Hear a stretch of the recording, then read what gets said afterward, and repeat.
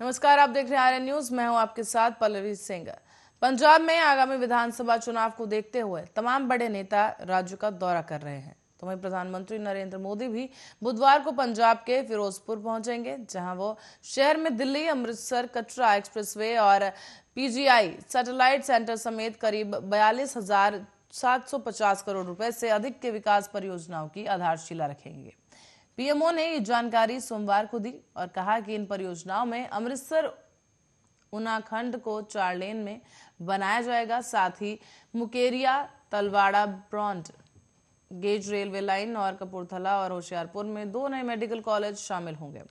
गौरतलब है कि पीएम मोदी का ये दौरा इसलिए महत्वपूर्ण बताया जा रहा है क्योंकि राज्य में विधानसभा चुनाव होने वाले हैं और भाजपा ने पूर्व मुख्यमंत्री अमरिंदर सिंह और सुखदेव सिंह ढींढसा के नेतृत्व वाली अकाली गुट के साथ प्रतिद्वंदी दलों का मुकाबला करने के लिए हाथ मिलाया है।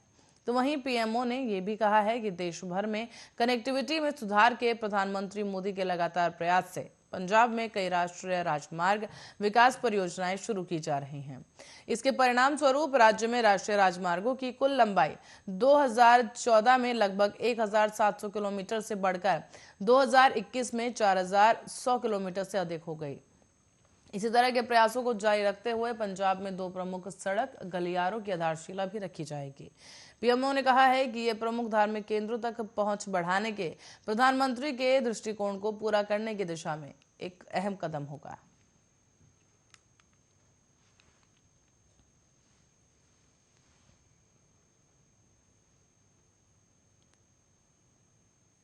और कोरोना संक्रमण देश में तेज रफ्तार के साथ लगातार फैल रहा है और इसके बाद अब ये सवाल उठ रहा है कि क्या कोविड-19 की तीसरी लहर अब देश के अंदर आ चुकी है। पिछले 24 घंटे के दौरान देश में 37,379 नए कोरोना के मामले सामने आए, जबकि 124 लोगों की जान चली गई है। इसके बाद देश में कुल कोविड-19 के मामले बढ़कर अब 3,49,60,261 हो गए हैं। तो वहीं इस महामारी के चलते जान गंवाने वालों की संख्या बढ़कर के 4,82,014 हो गई है। कोरोना के सक्रिय मामले अब बढ़कर 1,71,830 हो गए हैं। अब तक कोरोना संक्रमण से ठीक होने वालों की संख्या देखी जाए तो 3,43,06,414 हो गई है।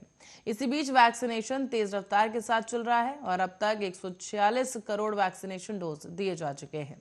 देश में कोरोना के नए मामले और नए वेरिएंट ओमिक्रॉन के मामले बढ़कर अब 1,892 हो गए हैं। हालांकि 766 लोगों को डिस्चार्ज कर दिया गया है, लेकिन एक दिन पहले यानी कि सोमवार को कोरोना के पिछले 24 घंटे के दौरान 33,750 नए केस सामने आए थे, जबकि इस दौरान 123 लोगों ने दम तोड़ दिया था।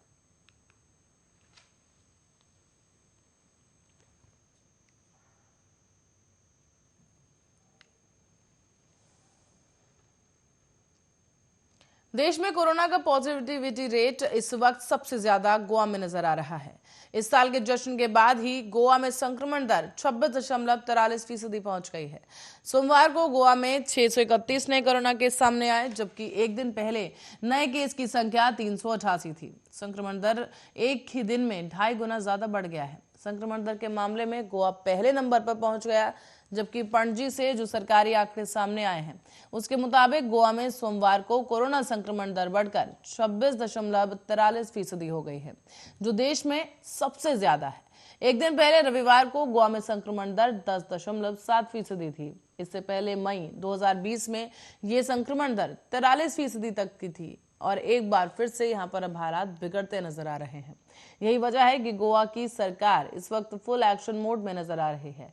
सोमवार को मुख्यमंत्री प्रमोद सावंत ने टास्क फोर्स की बैठक की और हालात की समीक्षा की है। गोवा में 26 जनवरी तक स्कूल और कॉलेज जो बंद कर दिए गए। इसके अलावा राज्य में और भी कई तरह की सख्ती की तैयारियां की जा रही हैं। उधर आपको बता दें, काडेलिया क्रूज में भी चर्चा में है, जहां पर पिछले 5 दिनों से गोवा के समंदर में ये क्रूज खड़ा है और इस क्रूज पर सवार 2000 यात्रियों में 66 लोगों के कोरोना पॉजिटिव होने की खबर आई है।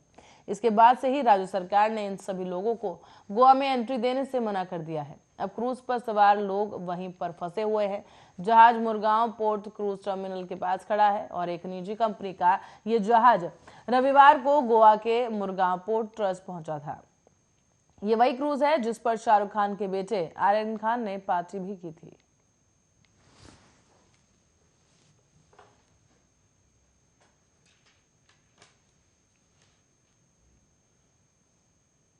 और चुनाव के समय राहुल गांधी के विदेश जाने पर हंगामा भी थमा भी नहीं था कि अब इसमें अखिलेश यादव की भी एंट्री हो गई है।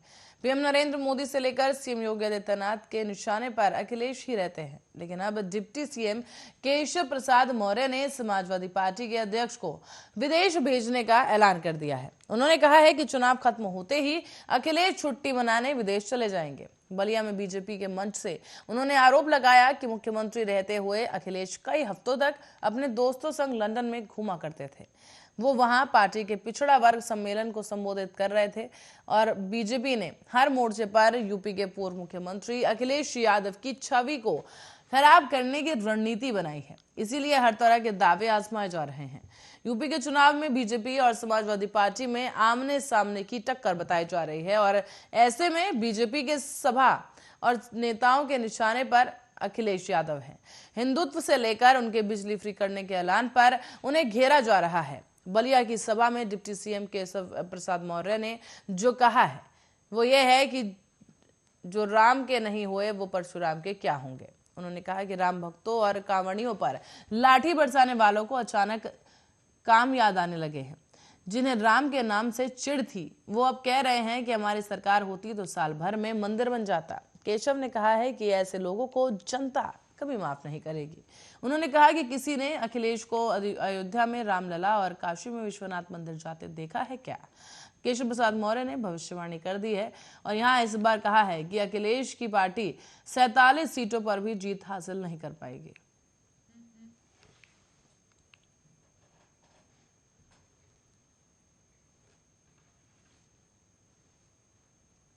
बात पंजाब की करेंगे तो पंजाब में कोरोना के हालात आपको बता दें कि लगातार बिगड़ते जा रहे हैं। लगातार दूसरे दिन 400 से ज्यादा कोरोना मामले जो हैं सामने आए हैं पंजाब से।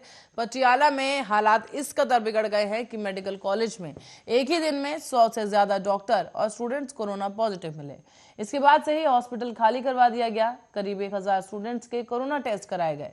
वहीं हालात बिगड़ता देख पंजाब और हरियाणा हाईकोर्ट ने फिजिकल हियरिंग बंद कर दी है। अब सिर्फ वर्चुअल सुनवाई की जाएगी। फिलहाल ये आदेश 5 से लेकर 14 जनवरी तक लागू रहेगा। पंजाब में नाइट कर्फ्यू के साथ ही स्कूल, कॉलेज और यूनिवर्सिटी बंद किए जा सकते हैं और हालात संभलने के लिए मुख्यमंत्री चरणजीत चन्नी ने कोविड रिव्यू की इमरजेंसी मीटिंग बुलाई है। इसमें बड़े फैसले लिए जा सकते हैं। साथ ही आपको बता दें पंजाब के लिहाज से हालात काफी चिंताजनक है क्योंकि जल्द ही चुनाव होने वाले हैं, जिसके लिए ताबड़तोड़ चुनावी रैलियां की जा रही हैं। खुद पंजाब के मुख्यमंत्री चरणजीत चन्नी रोजाना भीड़ जुटाकर चुनाव प्रचार कर रहे हैं। हालांकि सीएम चन्नी ने आपात बैठक बुलवाई है। अहम फैसला होने की संभावना इस वक्त जताई जा रही है।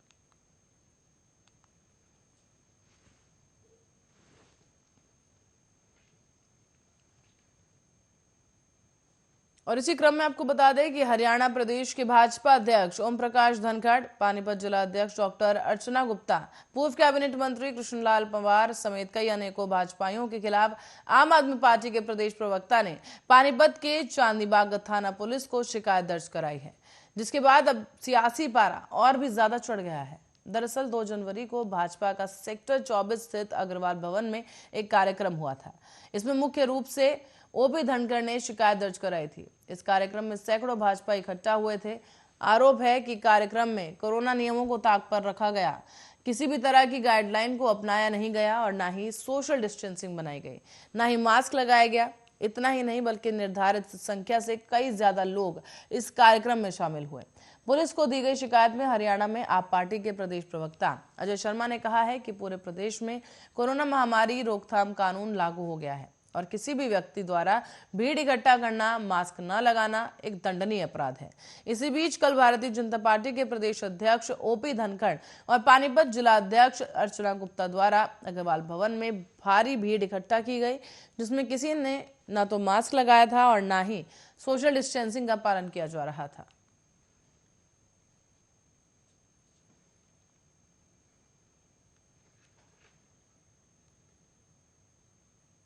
आगे बढ़ेंगे अगली खबर की ओर। मणिपुर म्यांमार की सीमा पर बसा भारत का एक संवेदनशील राज्य है, जहां आने वाले 2-2.5 महीने में विधानसभा चुनाव होने वाले हैं।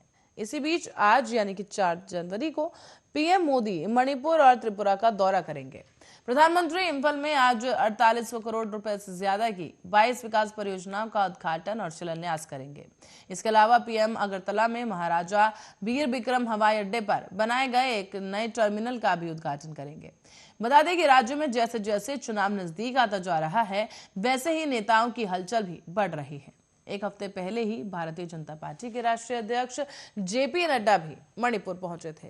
यहां उन्होंने कॉकचिंग में युवा रैली को संबोधित किया था और इस दौरान उन्होंने कांग्रेस पार्टी पर जमकर निशाना भी साधा था। उन्होंने कहा कि दूसरे राजनीतिक दलों के पास न दिशा है न दृष्टि, वे बस बीजेपी और नरेंद्र मोदी की आलोचना करते हैं। रैली को संबोधित करते हुए जेपी नड्डा ने आगे कहा कि अन्य राजनीतिक पार्टियों का इरादा सिर्फ प्रधानमंत्री नरेंद्र मोदी की आलोचना करना है। वो भूल जाते हैं कि पीएम मोदी की आलोचना करते करते वो देश की भी आलोचना करने लगते हैं। वो सिर्फ भ्रष्टाचार और कमीशन के बारे में सोचते हैं। दूसरी ओर हमारे पास भारत को आगे ले जाने का विजन है।